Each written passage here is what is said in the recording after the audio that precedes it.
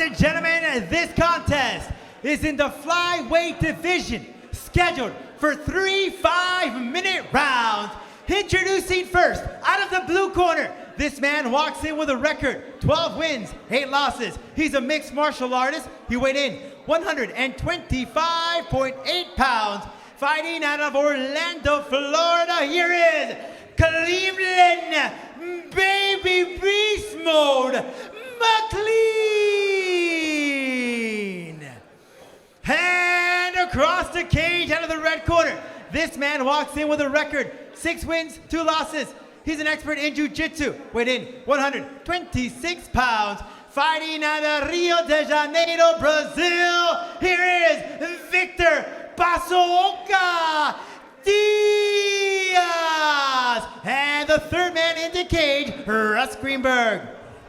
You see Marlon Moraes in his corner. Of course, a standout bantamweight in the UFC, one of the best hey guys, in the went world. through the rules backstage. Protect yourself at all times. Obey my commands at all times. I want a nice, clean fight. Good luck. Right now, touch him up, and let's do this.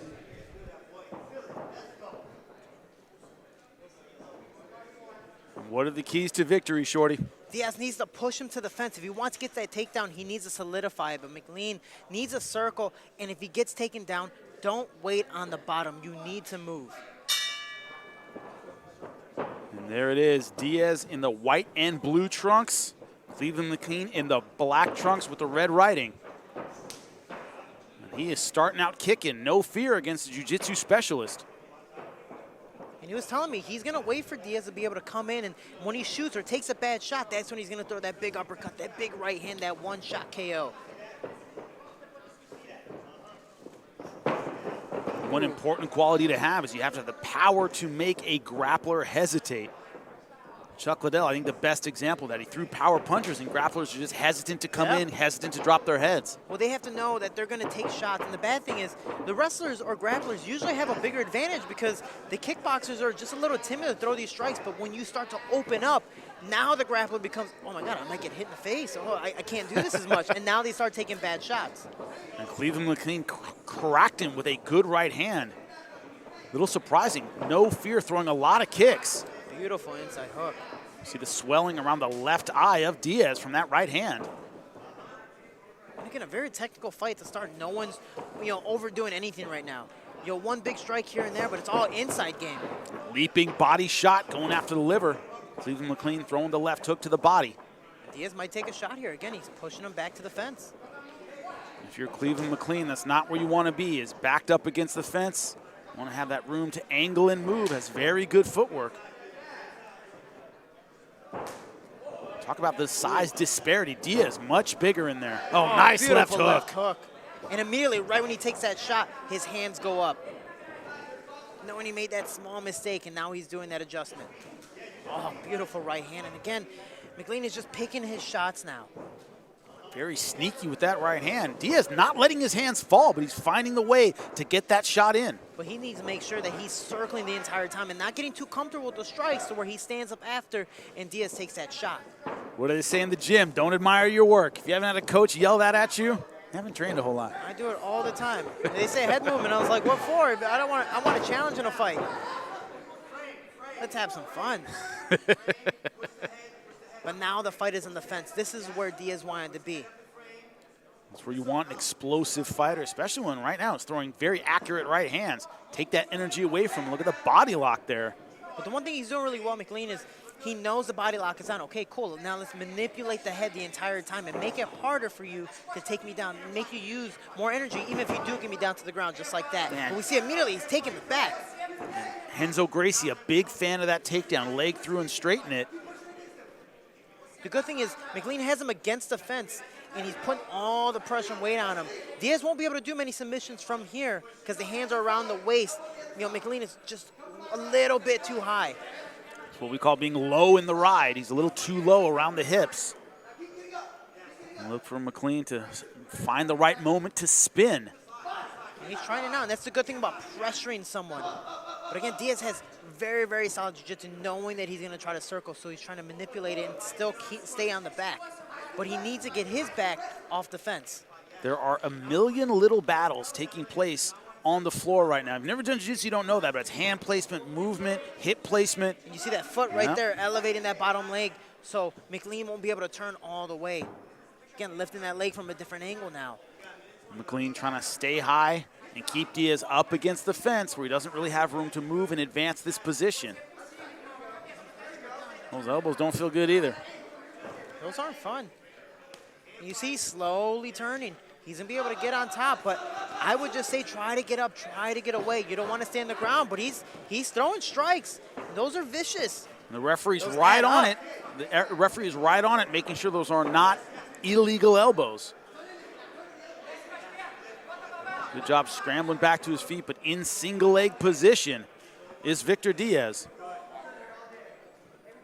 And Diaz still, trying to stay aggressive, keeping McLean on the fence, trying to get that takedown again. But overall, McLean's doing a phenomenal job, excellent. Staying active even when Diaz has his back. Staying active, standing up, and just overall staying nice and calm.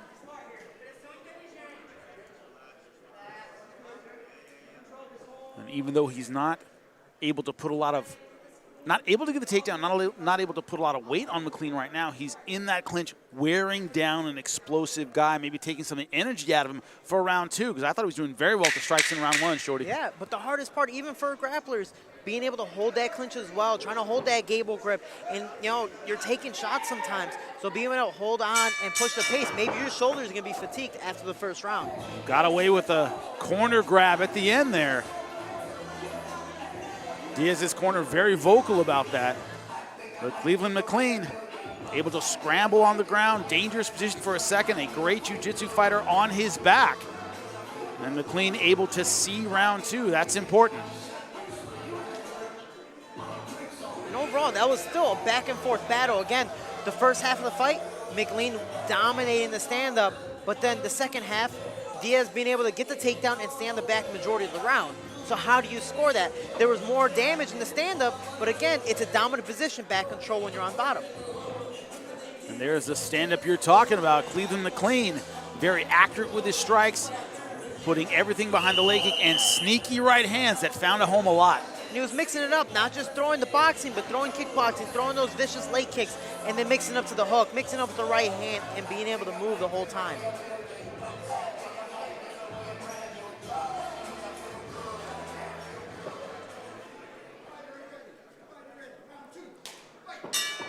Hey, ref, I'm ready. I want to go in there. Diaz running in, and Diaz in the blue and white shorts. Cleveland McLean in the black shorts with red writing. Beautiful leg kick to open up the round. We see Diaz now opening up with his hands immediately up. They're not at his chest anymore. It's like we like to call it the wedding bouquet. You're not holding a wedding bouquet anymore at your chest. You have your hands up over your cheeks. Every gym has its code, Shorty. Yeah. Every single one. Wedding bouquet is a good one. We have a lot. Bow and arrow, steering wheel. Ours was Roy Jones. You think you're Roy Jones? No. Get your damn hands up. Are you that fast? Nope. Keep your hands up. And again, McLean just, staying nice, slow, methodical. He takes a nice leg kick there. Diaz boxing. So good with that right hand. It's sneaky, it's quick, it's accurate, right over the top. And so far been the key to his success on the feet. Not a lot of setup to it. He just sneaks in that right hand. Beautiful left hook. Oh, again. Changed up a little bit of a downward elbow there. A little tomahawk there. Somebody's been watching some Thai fights. A little Ong Bak action there. Do I say oi after that too? Go ahead. No one's gonna say anything about it. Come on. People need a crowd. Beautiful transition, right hand to the single didn't work, but he transitioned to the body lock and was able to get McLean on the fence. I was about to ask when you think he'll commit to the takedown, and that's exactly what he does. Body lock going for an outside trip. It has to pull him off the fence.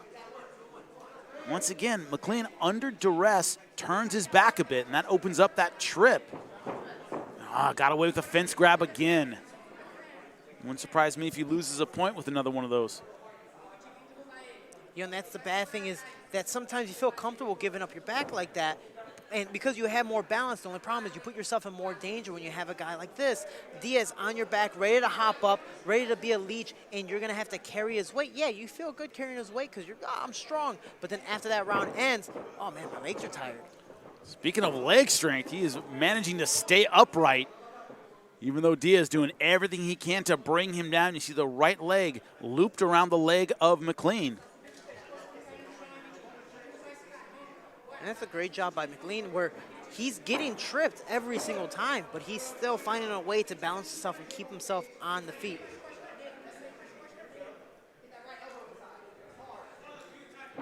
But now this is where Diaz needs to be active with his hands. Yeah, you have his back, but now you need to start punching. Make McLean think about something else besides the takedown. Like first round, McLean, he knew that he was getting taken down, so heck, let me start throwing elbows, let me start throwing punches, and he was able to escape because of it.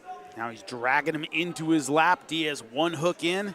Look for him try to loop that other one around when he can. Minute 40 left. And this is a little bit different than the first round. Diaz was able to get takedown much earlier, and this is a dominant position for much longer. Now both hooks in. And he has the body triangle. So this is one of those positions where you're probably going to be down against a very good jiu-jitsu practitioner, but McLean gets him to break it apart. Good job. Trying to sneak his arm underneath the chin. Looks like he's trying to create some space possibly for an armbar. Yeah, McLean trying to keep the pressure on, but look at Transition that, the under arm net. underneath the chin. Wow, good job. McLean pushing that arm up as hard as he can. Will he go out? Oh, man. Oh. And this is all or nothing. If he lets go of that arm, this is going to be over. And that's a struggle right there while still getting choked out. He's pushing. He's fighting. He's not giving up. Yep, just one arm underneath the chin for Diaz, and he gets out. Great job. And I was about to say, Diaz could still finish with one arm, but McLean is not giving up. That is one of those exchanges that takes a lot out of both men. Diaz really burned out his arms trying to get this choke, and McLean trying to operate with not a lot of blood to the brain. Yeah, burning his arms, burning his legs, trying to arch his hips, trying to get that takedown. Look at him trying to transition for that arm bar. He decides better of it, wants to stay on the back. One thing about transitioning to the armbar, if you don't get it, a lot of times you lose position. Seems like he wants to stay on the back for the rest of the round. And what I was talking about earlier, you know, with Diaz trying to get that takedown, why not start throwing punches, make him change the mindset? He started throwing little heel kicks to the legs.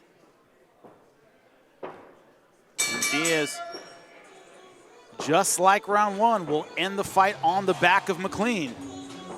Good job. This is a back and forth fight. This is possibly 1-1. You know, so for the third round, they both have to come out going, this might be an even fight. I don't want to blow up your ego any more than it already is, but it's pretty much what you expected, what you talked about. Grappler versus striker. The grappling has belonged to Diaz. The striking has belonged to McLean. It's about who's been able to get their position or get where they want to go throughout more of the fight. I think in round two it was Diaz, and in round one it was McLean, but here's some action from round two. My head is 110% big enough, if not too big. So That's thank true. you. I Good. appreciate No it. problem. Anything I can do for you, buddy. So I'm definitely a bobblehead. So we see how Diaz again trying to transition, and he's showing something different. Looked like he was going for the armbar, but staying nice and calm. And then he started to throw those heel strikes. And the power half Nelson pulling him back. And it's about who keeps the fight where they want it in round three. McLean, what he needs to do is stay at the center of the cage. He needs to push Diaz back to the fence. Land those combinations, not be too timid to throw those big power strikes. You have one round left. If you wait too much, you might lose the fight because of it. And we see him now. Oh, beautiful Wow. body shot. And we see Diaz's right elbow slowly going on right after that. Good body shot. Talk about Wow. no hesitation. McLean coming out, throwing leather. And we see him. Nice tight combinations. Man, I think he heard me. I think he did. Oh, man. More than one fighter, I think, owes you a percentage tonight. Owes you that coaching cut. I'll take it. I'll take it. I need it. I haven't fought Staber. I'll take it. And we see Diaz's arms a little slower, too. It's one thing about the bigger man. He's holding up big arms for a long time. McLean starting out aggressively. Oh, beautiful body. back I was to going the to say he body needs to shot. switch it back up to the body because Diaz has his hands up the entire time. Beautiful transition. McLean cannot give up his back again, and it seems like that's what he's going to do. Good job with the double leg, getting right underneath the hips. And we see Had how a he's pushing great the first, shoulders. yeah, he had a great first minute, but he does not want to spend the last 4 minutes of this fight on the mat. He escaped once in the first round. Can he do it again in the third? How tired is Diaz? His corner screaming, stiff arm and get up. They don't want this position anymore. He needs to be able to explode out of this position. But the hard part about this is Diaz's jiu-jitsu is very, very high. And again, I know from experience, transition it again to a full, just overall double hooks and just holding. He's trying to go for that rear naked choke again, but overall staying nice and calm. McLean needs to start working the legs first. Keep your hands up overall defending the choke, but work those legs, get your body out and be able to spin, if not fully escape. You see McLean bridging, trying to put pressure on Diaz. Keep him from climbing up higher and wants to be a little bit higher on the back. McLean doing everything he can to keep that from happening, but if you haven't been in it, if you haven't felt it, high-level jiu-jitsu guys, they don't give you a lot of room to move. Yeah, you see this body triangle. Again, Yeah. It might not be all the way on one side, but it's still squeezing the body and it makes you breathe hard, especially in this third round. That's crucial. And now we see him trying to work the legs out, trying to work the feet out. The problem is going to the feet. You don't have two arms to defend your neck. Luckily for me, I have no neck, so it helps. It definitely helps. But we see him, Diaz immediately trying to go for the neck again, and now he has the right angle, but can he lock his hands in a gable grip or the full rear naked choke position and be able to arch all the way back? His arms are in the right position. He needs to tighten his grip up. McLean once again needs a miracle escape here. He is in bad position. Able to get out of the choke, but not able to break out of this position yet, and he gets it. And now he's staying active. Now he's trying to punch. If he can, this is his time to stand up, but Diaz being smart, trying to bring him and pull him back down. With the distance he has, I'm surprised he doesn't break away, but he's looking to maybe ground and pound. Surprising choice against the jiu-jitsu ace, Shorty. Definitely a surprising choice. I would just stand up, but he wants to land that one big one because he probably thinks he might be losing. But we see Diaz very active off his back, trying to go for that arm bar. The problem is going for that big right hand. Left him in bad position, now rolling into leg lock position. Inverted heel hook. And that's what you're talking about. That's the danger. Not just for the heel hook, you can also sweep if you can get that far leg. Bad things happen from here. McLean able to step out. And we hear his corner, back up, back up, back up. We don't want to do it again. Both fighters have had their minutes in round 3. It's about who finishes strong. 1 minute left. And we're saying judges really focus on the end of the fight. That was a beautiful left hook. Can he stay active? Beautiful body shot. Man, he's so good with that body shot combination. Oh, good right hand catching Diaz coming in. McLean Glancing shot off the right eye. needs to stay at the center. Anytime he gets stuck to the fence, that's when he gets taken down. Beautiful knee. But the thing is, he's not as explosive this time. So can he stay active? But again, giving up his back, and that's been the biggest problem with it in this fight is he feels comfortable giving up his back because he's strong on his feet. But overall, you're stuck in that position, and that's sometimes why a lot of fighters lose their fight. And Diaz committing.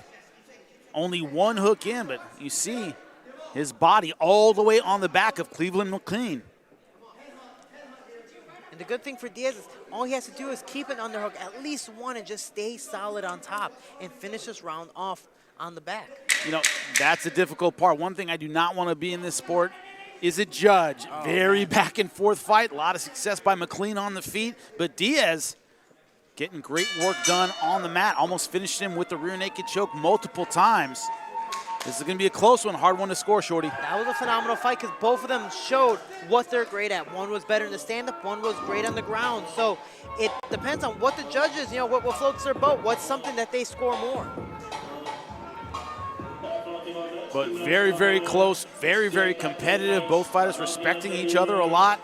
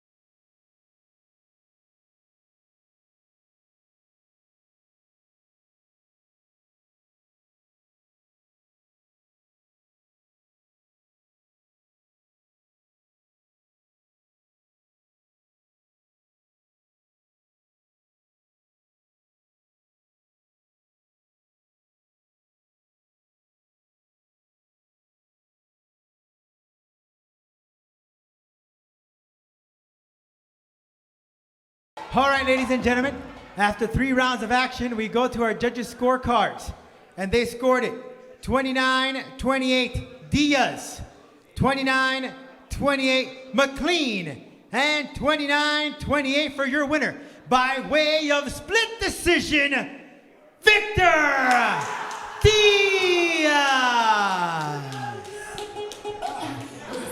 Close fight as expected, a split decision win for Victor Diaz. He is with Jose Shorty Torres right now.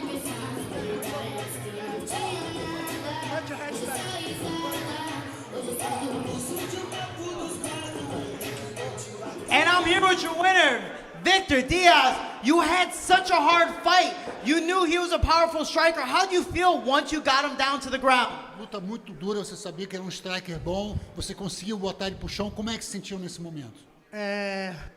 Eu acho que o meu papel, o meu dever de casa, tenho bons técnicos, ótimos treinadores, de todas as equipes que eu participo, todos tratam-me com muito carinho.